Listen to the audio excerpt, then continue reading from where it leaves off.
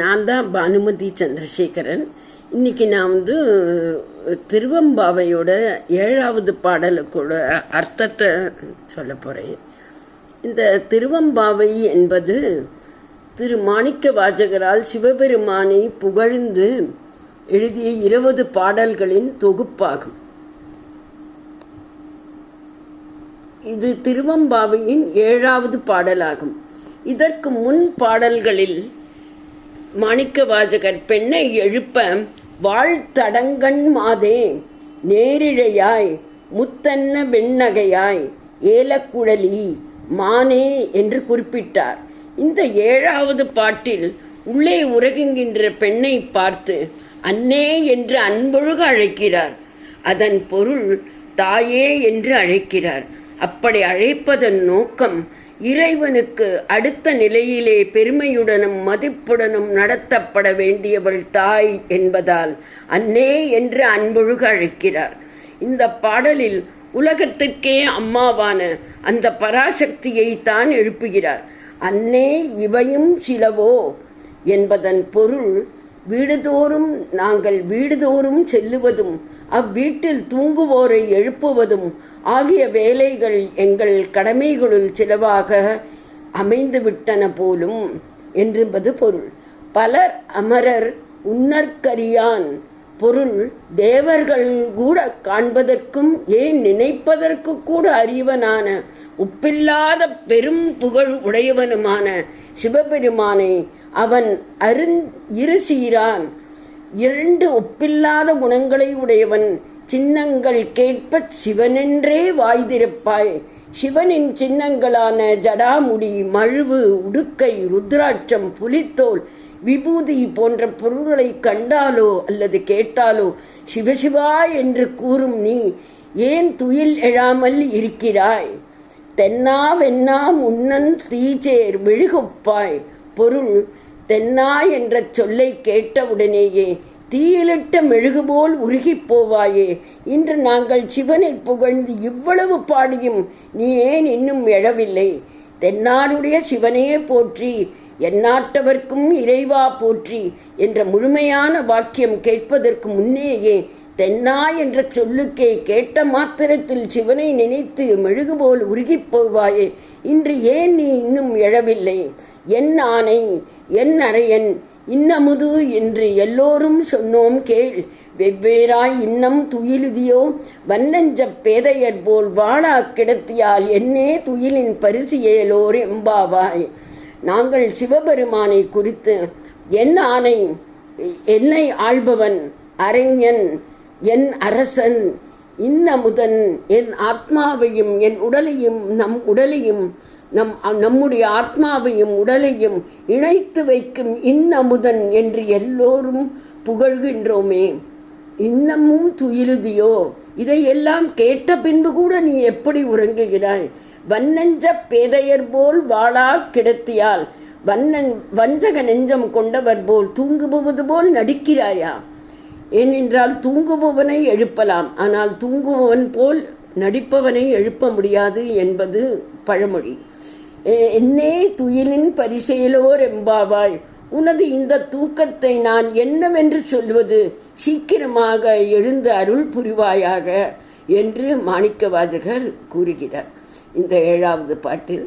இதையே நம் காமாட்சி சுப்பிரபாதத்தில் கூட நீ சீக்கிரம் எழுந்திருமா, நாங்கள்லாம் குழந்தைகள் உன்னோட கோவில் வாசலில் முன்னாடி நின்றுருக்கோம், நாங்கள் எப்போ எழுந்துக்க போகிற அப்படின்னு கேட்குற அந்த இதில் காமாட்சி சுப்பிரபாதத்தில் ஒரு ஸ்லோகம் உண்டு. அது மாதிரி அம்பாள் என்றைக்குமே தூங்க முடியாது. அதே மாதிரி இன்னொன்று ஒன்று சொல்லணும்னு நினச்சேன்.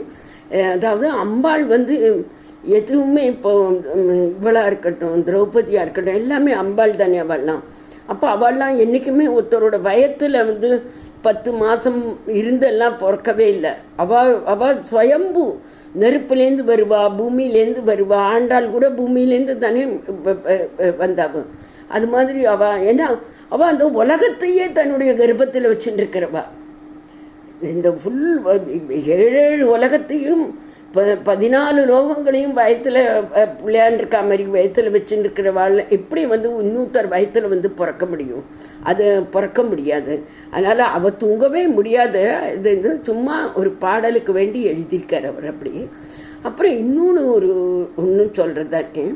இந்த ருத்ராட்சம் பற்றி நமக்கு ஒரு படித்தேன்னா, அதாவது இதை நீங்கள் படித்து இதை நீங்கள் கேட்டெல்லாம் இந்த கதையை கேட்டெல்லாம் உங்களுக்கு வந்து அந்த பாகவதத்தில் வந்து ஜடபரதரோட கதை மாதிரியே உங்களுக்கு தோணலாம். அது மாதிரி நிறைய ஜடபரதர் இருக்கா. அது பாகவதத்தில் நமக்கு அது ரொம்ப தெரிஞ்சவர் ஜடபரதர். அப்போ ஒரு ராஜா இருக்கான். அப்போ அந்த ஒரு பெரிய ராஜா இருக்கான். அந்த ஊரில் ஒரு அந்தனர் இருக்கார். அவர் ராஜா போல வாழ்ந்துட்டு இருந்தார். அவ்வளவு மதிப்பு வச்சிருந்தார் ராஜா அந்த அந்தனருக்கு. அப்போ அவருக்கு 4 குழந்தைகள். அந்த 4 குழந்தைகளை ஒரு குழந்தை மாத்திரம் சரியாக பிறக்கலை, கொஞ்சம்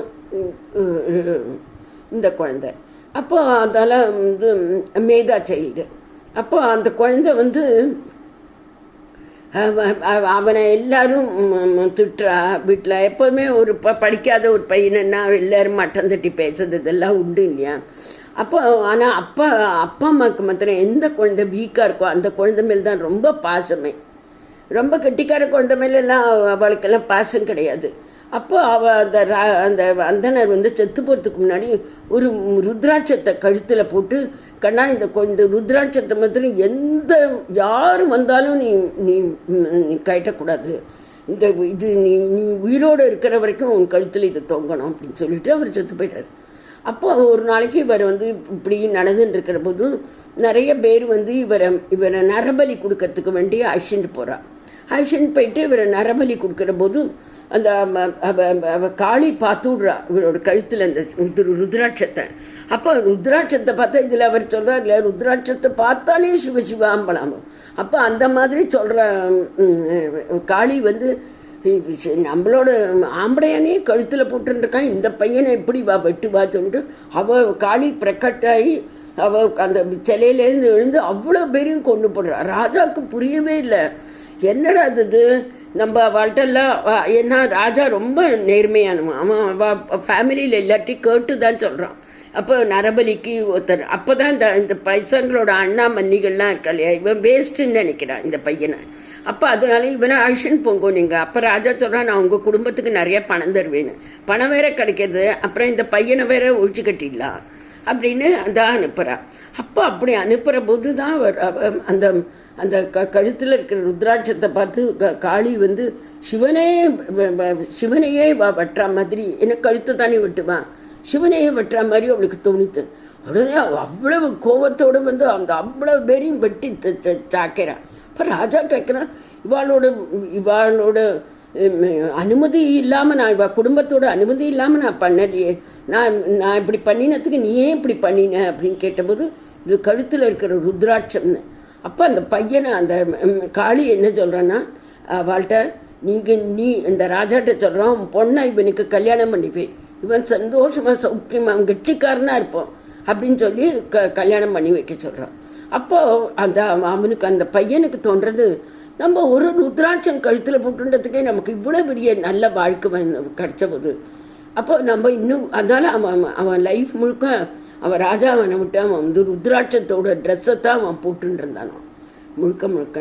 அதனால இப்போவும் ருத்ராட்சம் வந்து எப்படின்னாக்கா, நம்ம ருத்ராட்சம் நம்ம வீட்டில் இருந்ததுன்னா அந்த ருத்ராட்சத்தை வந்து சந்தனக்கல்லில் உரைச்சி அது கொஞ்சம் வரும் இல்லையா, சந்தனம் மாதிரி வரும் இல்லையா உரைச்சாக்கா, அதை வந்து பாலில் அதை எடுத்து இதில் போட்டு டம்ளர்லையோ இதுலையோ போட்டு அதோட தேனோ பாலோ விட்டு தினமும் குடித்தான் தீராத வியாதிகள் தீரும். இது நிஜமாவே சயின்டிஃபிக்காகவே இதை கண்டுபிடிச்சிருக்கா. நான் சொல்கிறது இல்லை, நானும் படித்ததை தான் சொன்னேன், நானாக இட்டு கட்டி எதையும் சொல்லலை. அதனால் ருத்ராட்சம் நான் இந்த கதையை கேட்டதுலேருந்து எல்லாரும் ருத்ராட்சம் கழுத்தில் போட்டுங்கோ, அவ்வளவு நல்லது. அப்புறம் ருத்ராட்சம் உடம்பு சரியில்லைன்னா ருத்ராட்சத்தை நன்னா ராத்திரியே தண்ணியில் போட்டு வைங்கோ, காலங்காத்தால் அது ஊறிருக்கும், அதை அரைக்கிறதுக்கு ஈஸியாக இருக்கும். அது சந்தனக்கல்லில் போட்டு அது சாப்பிட்டேன்னாக்கா உங்களுக்கு ரொம்ப நல்லா எந்த வியாதி தீரலையோ அந்த வியாதியெல்லாம் சிவசிவான்னு சாப்பிட்டா நிச்சயமாக தீரும் அந்த வியாதிங்கிறது பெரியோர்கள் சொன்னது அதை நான் நம்புகிறேன். அதால் திருச்சிற்றம்பலம். சரியா?